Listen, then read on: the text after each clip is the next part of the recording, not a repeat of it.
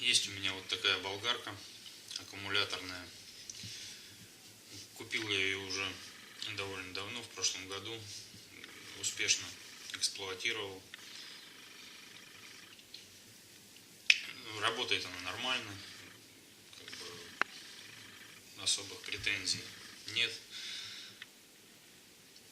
С проводами таскаться не надо. Мощность вполне устраивает. Ну, если мой эксперимент окажется удачным, я продемонстрирую, как она пилит и сколько работает, характеристики расскажу. Я ее когда покупал, мне нужна была именно болгарка, потому что чаще я отпиливаю, а не шлифую. А пришла, получилась УШМ-ка обычная. То есть вот мы ее держим за ручку под правую руку, включили и пошли шлифовать. А мне надо, чтобы я мог держать ее вот так, включать и отрезать, держать левой рукой. Сразу настроился, пустил и уже отрезаешь. Как бы углошлифовальная машина мне вообще была не нужна, поэтому что я хочу сделать? Опять надолго все это затянул. Давайте попробуем.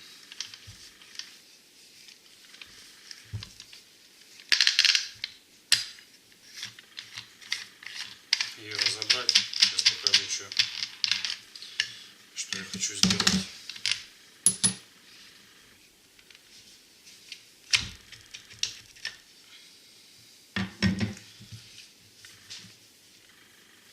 Я хочу попытаться раскрутить вот эти 4 винта и повернуть на 90 градусов всю вот эту систему. Я почему-то посчитал, что здесь может быть только редуктор, кнопка включения. Но надо разобрать, тогда можно будет посмотреть, как кнопка включения работает. Может быть, она здесь ни при чем.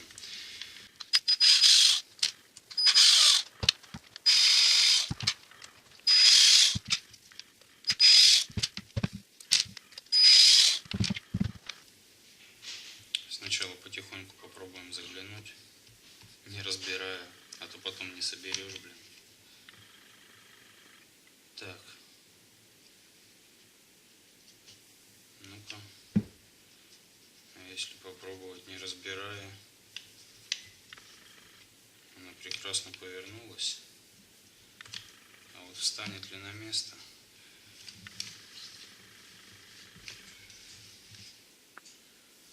Да, вот все правильно. Вот рукоять. Верхняя ручка, как я привык.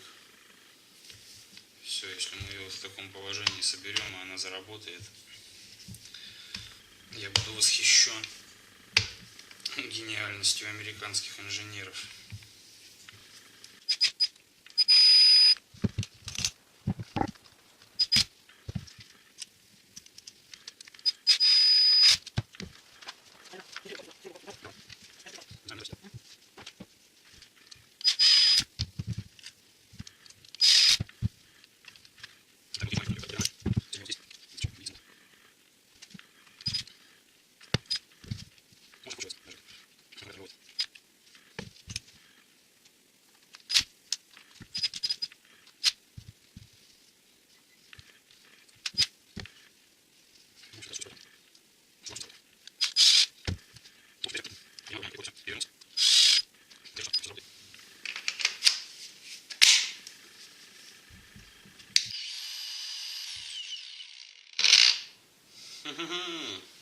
Эврика.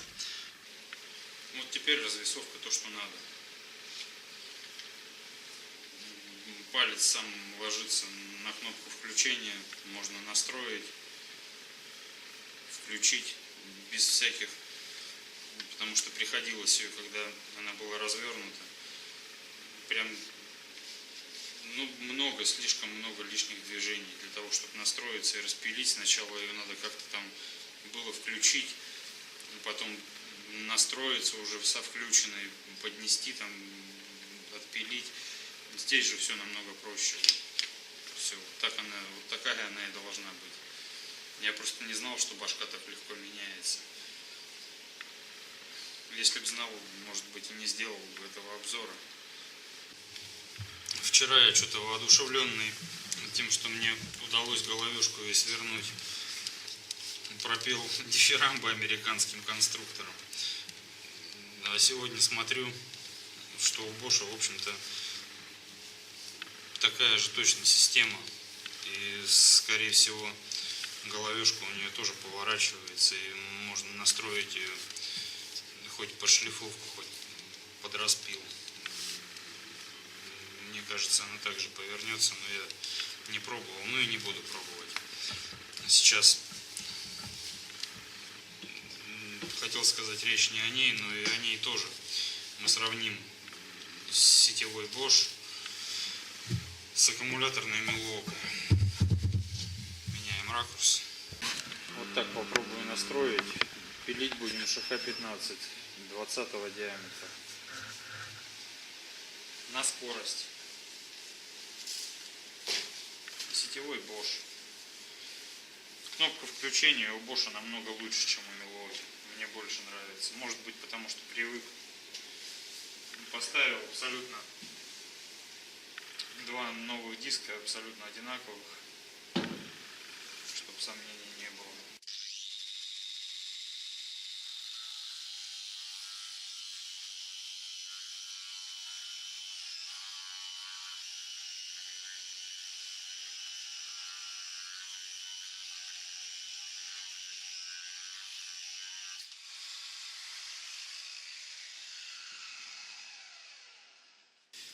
Раз уже начал делать обзор,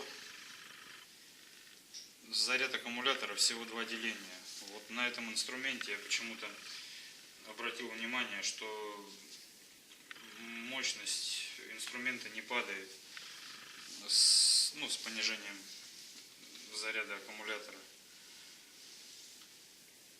У шуруповертов как бы такое иногда наблюдается, а вот здесь я такого не заметил. Он вырабатывает полностью емкость и останавливается.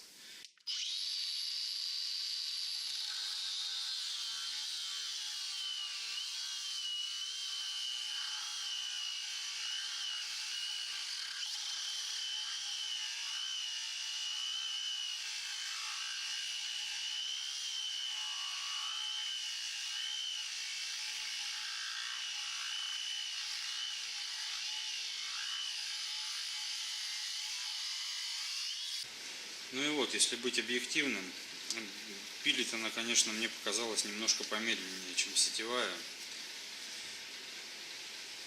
Но мощность действительно не падает даже на практически полностью севшем аккумуляторе, даже на одном делении. Литиевый аккумулятор на 5 ампер-часов, 18 вольт. Подходит абсолютно для всей линейки вот этого инструмента. То есть этот же аккумулятор можно использовать для перфоратора, лобзика, шуруповерта, хоть для чего, хоть для газонокосилки. Все, что в линейке Milwaukee есть, эти аккумуляторы подходят абсолютно ко всему инструменту. Если будет интересно, покажу, сделаю такой же обзор сравнительный на перфоратор. Сравним, здесь мы сравнивали с Bosch, а перфоратор сравним с Makita, потому что у меня сетевой перфоратор Makita. Еще есть антивибрационная ручка. У нее вот здесь такие резиновые прослойки, и она не дубовая, как бы немножко компенсирует всякие удары там возможные, и в общем-то удерживать ее более приятно, чем вот, например, такую деревяху. Хотя особо большой разницы в общем-то нет. Так что единственное, что помягче и как бы поплавнее все это происходит. Так зато будет обзор.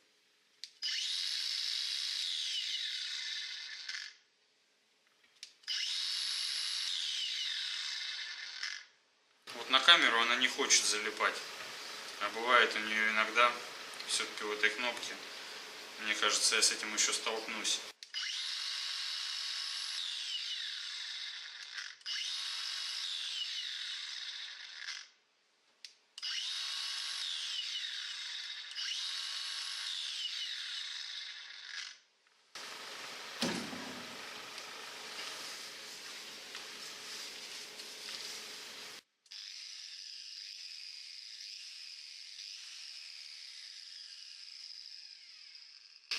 У Bosch идеальная кнопочка.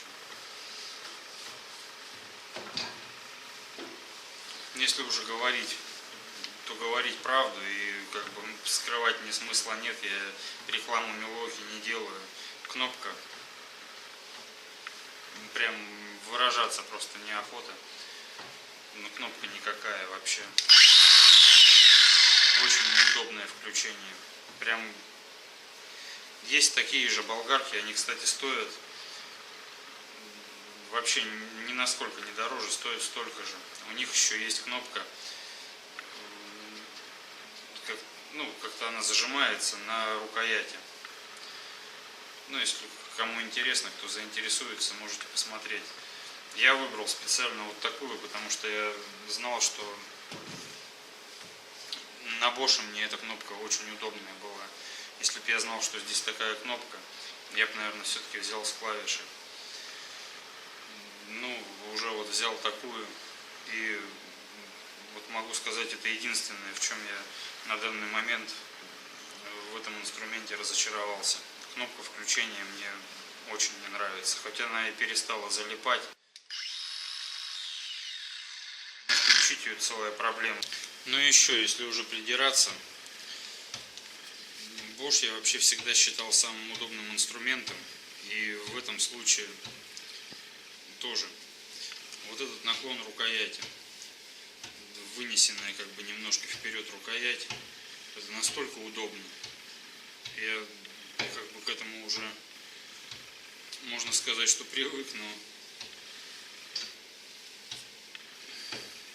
нельзя так сказать, потому что я к этому не привык, потому что это действительно удобно. Вот этот небольшой наклончик, он дает столько плюсов. Вот это прямолинейная рукоять, сделана под прямым углом.